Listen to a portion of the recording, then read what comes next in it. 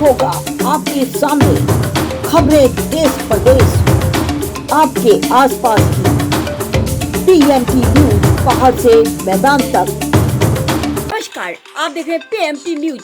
खबरों की बुलेटिन में आपका स्वागत है। चलते हैं खास खबर की तरफ। आजादी के 76वें स्वतंत्रता दिवस के उपलक्ष्य में प्रधानमंत्री नरेंद्र मोदी द्वारा देश के सैनिकों के सम्मान के लिए मेरा देश मेरी माटी कार्यक्रम को मनाने के लिए भाजपा के पदाधिकारियों व कार्यकर्ताओं द्वारा जगह जगह इसका आयोजन किया गया।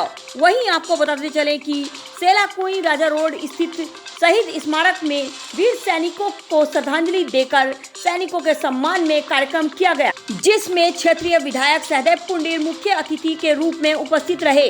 वहीं एनडीआरएफ के आरएस रमोला अपनी टीम के साथ आए, जहां उन्होंने प्रधानमंत्री नरेंद्र मोदी के साथ बिताए दिनों के बारे में बताया। वहीं उनके साधारण जीवन के बारे में भी सभी को अवगत कराया।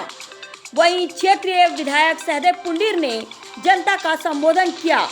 आइए देखते हैं। और मेरे जो अनुज आनंद सिंह आईटीबीपी में मेरे से पूर्व वक्ता भाई बलून जी ने विस्तार से बता दिया है। तो एक बार मैं सभी का स्वागत करते हुए आभार व्यक्त करता हूं और आप सबको आज के दिन की स्वतंत्रता दिवस की भारत माता की आरएस रमोला साहब जी से आग्रह करूंगा कि वो 15 अगस्त के इस पावन अवसर पर अपना प्रकाश डालें। भारत भूमि और उत्तराखंड की ये धरोहर द्रोण नगरी देहरादून को नतमस्तक होकर नमन करता हूँ। मंच पर उपस्थित जनप्रतिनिधि श्री पुंडीर जो यहाँ के क्षेत्रीय विधायक हैं, श्री सहदेव सिंह पुंडीर, उनके इस जनमानस में उपस्थित होने के लिए मैं उनका हार्दिक अभिनंदन करता हूं और मैं तहे दिल से आभारी हूं जो मेडल पहनकर मेरे सामने जिन्होंने मेरे को रास्ता बताया। मैं इन्हीं के रास्ते पर हूं। ये वेटरन्स हैं मेरी कंट्री के। इन्होंने चाइना बॉर्डर से लेकर के पाकिस्तान बॉर्डर, बंगाल बॉर्डर सब जगह देख रखा है। इवन बियॉन्ड कंट्री ये लोग बाहर भी गए होंगे। जो इन लोगों ने रूपरेखा तैयार की थी उस पर आज हम चल रहे हैं बड़े फक्र के साथ। और यहाँ पर उपस्थित मातृशक्तियाँ जिन्होंने अपने परिवार की, अपने बच्चों की, अपने सुहाग की चिंता न करते हुए इस देश को कुछ न कुछ योगदान दिया है। समय सब बड़ा बलवान होता है और सभी का समय कीमती है। जब एक सैनिक, एक नौजवान जो 10 बजे उठता है, मम्मी उसको बैटरी देती है, बेटा उठ जा चाय पी ले 10 बजे, और वही नौजवान फौज में जाकर 3 बजे उठता है, तो कितना बदलाव होता है। और देश सेवा करते करते यहाँ पर सकुशल खुशकिस्मत हैं वो लोग जो घर आ जाते हैं सेफ वन होकर के। मैं उत्तराखंड के एक छोटा सा जिला है मेरा, जिला बागेश्वर, उसमें एक छोटा सा गांव है। सन 1940 का समय रहा होगा। सिर्फ उस समय वहाँ पर 48 गभोला परिवार रहते थे, जिसमें से 7 भाई स्वतंत्रता संग्राम सेनानी थे। गभोला 7, जिससे मेरे दादाजी भी हैं। और मुझे खुशी है, मेरे को इस मेला में आप लोगों ने आमंत्रित करके मेरे ऊपर एहसान किया। कमिटमेंट चलती रहती हैं, समय आता है जाता है, लोग अपनी अपनी भूमिका अदा करते हैं। लेकिन जो वर्तमान सरकार का, वैसे मैं बीइंग ए फोर्स मेंबर थोड़ा सा हट करके बोलूँगा। जो हम पहले देखते थे, जो हम अभी देख रहे हैं, बहुत बदलाव है, हर क्षेत्र में बदलाव है।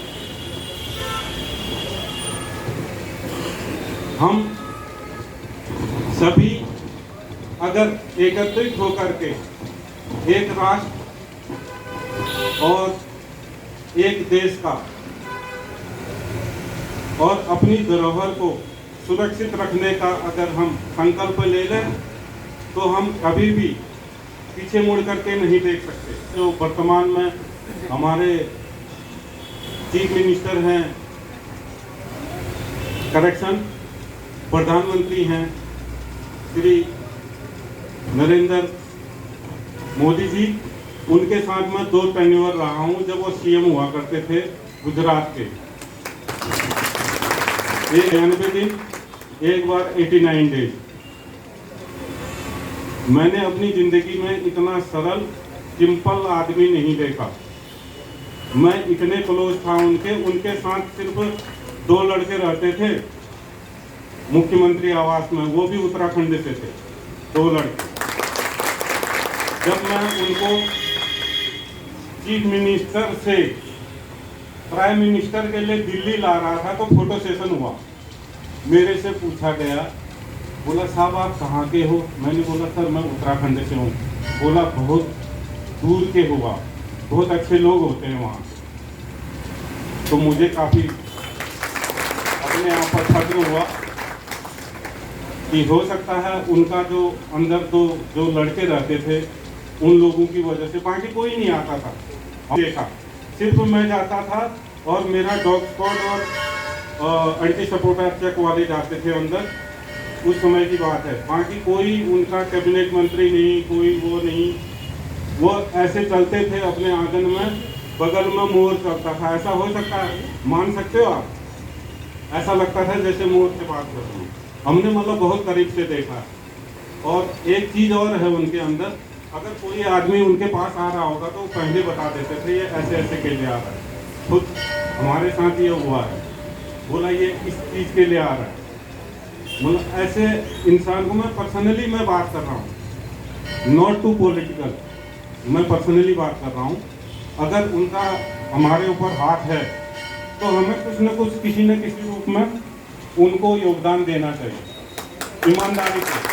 तो जहाँ पर काम कर रहा है, छोटे से छोटा, बड़े से बड़ा, उसको ईमानदारी से काम करना चाहिए और अपना समय बहुत अच्छी तरीके से देना चाहिए।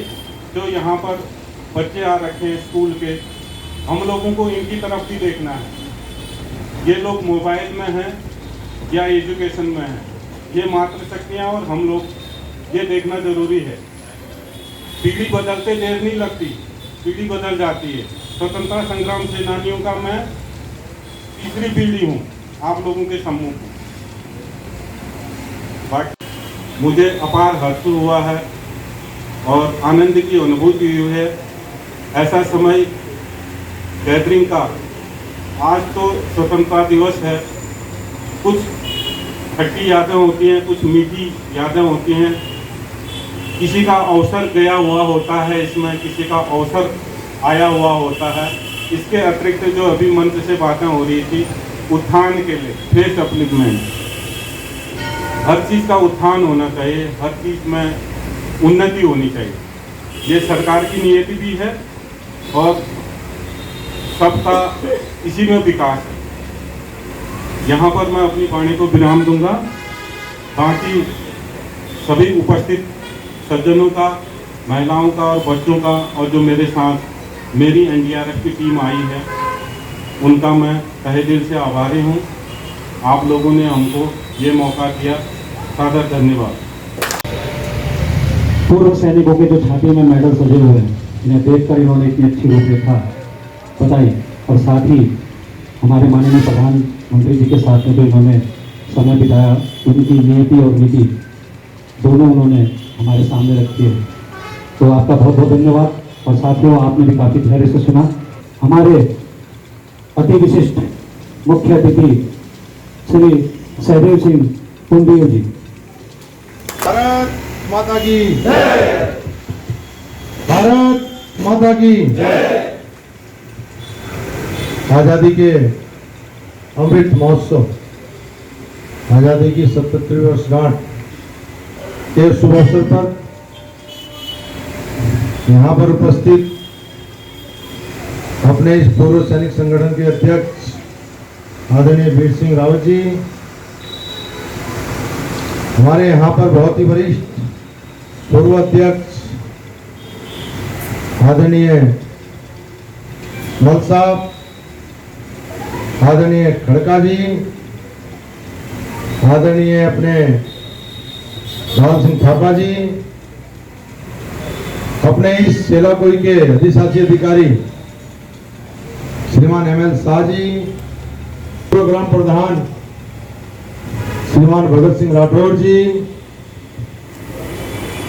मेरे प्रतिनिधि जी, NDRF से जिन्होंने बहुत विस्तृत रूप से अभी यहाँ पर अपना उद्बोधन किया है, आदरणीय RS तपोला जी, आदरणीय अनुज जी, और यहाँ पर आदरणीय राजेंद्र बलोनी जी, हमारे वरिष्ठ। मैं देखता हूँ कि लगातार सैनिकों के बीच में हो या समाज के बीच में हो, लगातार लगे रहते हैं। इस कार्यक्रम का सफल संचालन कर रहे मेरे छोटे भाई श्रीमान पारस थापा जी, और यहाँ पर उपस्थित सभी मेरे पूर्व सैनिक संगठन के पदाधिकारी सदस्यगण, और यहाँ पर मेरी माताएं और बहनें जिन्होंने इस आजादी का जो आज अमृत महोत्सव मना रहे हैं, किसी ने अपना बेटा खोया, किसी ने अपने पति को खोया, किसी ने अपने भाई को खोया। ऐसी जो मेरी माता और बहनें यहाँ पर शहीद परिवारों से उपस्थित हैं, मैं सर्वप्रथम तो आप सबको प्रणाम करता हूं। उन्होंने ऐसे बेटे को प्रेरणा दी, ऐसे पति को प्रेरणा दी, ऐसे भाई को प्रेरणा दी, और प्रणाम करता हूं मैं आप सबको भी, जो मेरे सैनिक संगठन के यहाँ पर सभी सदस्यगण बैठे हैं, आप सबको भी, क्योंकि आज हम आजादी का अमृत महोत्सव मना रहे हैं, बड़े गर्व के साथ मना रहे हैं, और माननीय प्रधानमंत्री जी के आह्वान पर पूरे देश में सैनिकों का सम्मान हो। मेरी माटी मेरे देश का कार्यक्रम शहीदों के लिए मना रहे हैं, इसके लिए मैं प्रधानमंत्री जी का भी आभार व्यक्त करना चाहता हूं। और क्यों ना हम उन सैनिकों का, जो हमारे वीर शहीद, उनको हम श्रद्धांजलि देते हैं, अपने वीर शहीदों को श्रद्धांजलि देते हुए क्यों ना हम उनका सम्मान करें, उनके परिवार का सम्मान करें, उनको हम श्रद्धांजलि दें। पूरा देश क्यों ना उनको नमन करे, जिसकी वजह से आज हम आजादी की वर्षगांठ मना रहे हैं, महोत्सव मना रहे हैं। और जो मेरे सैनिक, हमारे RS तपोला जी ने भी कहा है, हमारे सैनिक यहाँ पर बैठे हैं, मैं आपका छोटा हूं, आपने सीमाओं पर रहकर वास्तव में देश की रक्षा के लिए, और एक ही जो मेरे भाई शहीद हुए, मेरी माता बहनें यहाँ पर बैठी हैं, और मेरे सैनिक भाई यहाँ पर बैठे हैं, जो सीमाओं पर रहकर एक ही भावना मन में रहती है कि मेरी भारत मां का शीश कभी झुक ना पाए, मेरी भारत मां का शीश सदा ऊंचा रहे। ऐसी में वीरांगनाओं, अपनी माता और बहनों को भी प्रणाम करते हुए, हमारे पूर्व सैनिक भाई यहाँ पर बैठे हैं, आप सबको प्रणाम करता हूं। वास्तव में आज हम सब लोग आजादी के जश्न में डूबे हुए, और प्रधानमंत्री जी का आभार, पूरे देश से जो यहां पर अभी एक कार्यक्रम हुआ, मेरी माटी मेरा देश, नगर पंचायत से, पूरे देश से माटी जाएगी, शहीदों के परिवारों से जाती माटी जाएगी। उनको नमन करने का यह स्वप्न, सौभाग्य हमें भी मिला, उन शहीद परिवारों को, उनके परिवारों के साथ सम्मिलित होने।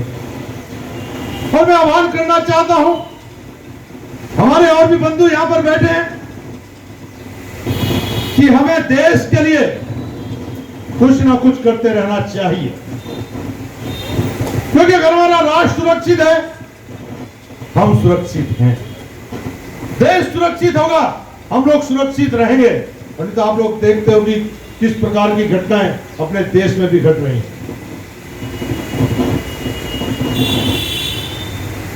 आज अमृत महोत्सव के इस अवसर पर हम उनको भी याद करते हैं, जिन्होंने आजादी में फंदे पर छूट गए और एक ही भाव रहा कि मेरा देश आजाद रहे, मेरे देश के नागरिक सुरक्षित रहें। और आज हम सब लोग इसको मना रहे हैं और हमारे सैनिक, आज तो हमारा कर्तव्य बनता है, हमारा फर्ज बनता है उन पूर्व सैनिकों का, उन सैनिक भाइयों का सम्मान करना। और अभी आदरणीय बलौनी जी कह रहे थे, तो मैं आपसे निवेदन भी करना चाहता हूं कि जो आपने भी विषय यहां पर रखा है, ये हमारा सौभाग्य होगा कि हम अपने सैनिक परिवारों के कहीं ना कहीं काम आ सकें। बनने की बात है, कमरा बनना है, जो भी उसमें पैसा लगेगा हम लोग उस पैसे को, क्योंकि जैसा मैंने कहा कि अगर सैनिकों का सम्मान हम नहीं करेंगे तो कौन करेगा, जिनकी वजह से आज हम आजादी की वर्षगांठ मना रहे हैं। अभी मैंने भाववाला में भी जो हमारा सैनिक संगठन है, उनको भी एक कमरे का निर्माण उनका हो गया है, वहां पर भी पैसा। आज यहाँ पर हमारा जो है अमर जवान शहीद का हमारा जो वो बना है शहीद स्मारक, हमें खुशी होती है आते जाते हैं।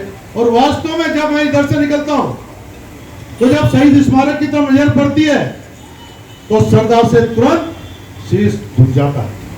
ऐसे सैनिकों को हम लोग यह सलाम करते हैं। आज आजादी के अमृत वर्षों में देश आगे बढ़ रहा है, आप सबका उसमें कहीं ना कहीं योगदान है।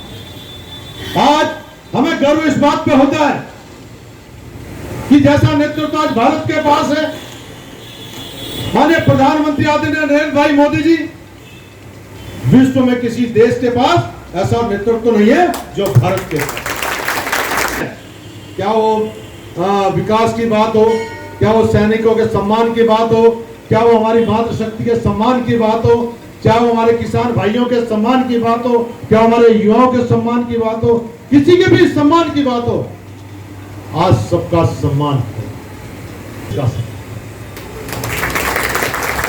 हमारी बहनें यहां पर बैठी हैं, बेटी बचाओ बेटी पढ़ाओ का अगर संकल्प किसी ने लिया तो इस देश के यशस्वी प्रधानमंत्री ने।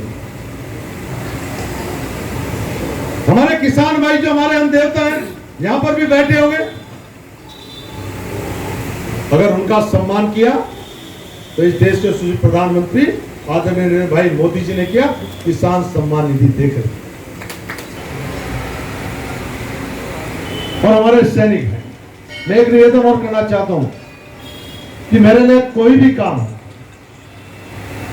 ये तो आपने कहा है बलौनी, लेकिन इसके अलावा भी हमारे योग साहब यहाँ पर बैठे हैं भाई, बहुत जल्दी हमारे कितना पैसा है हमारे पास अभी है कुछ पैसा,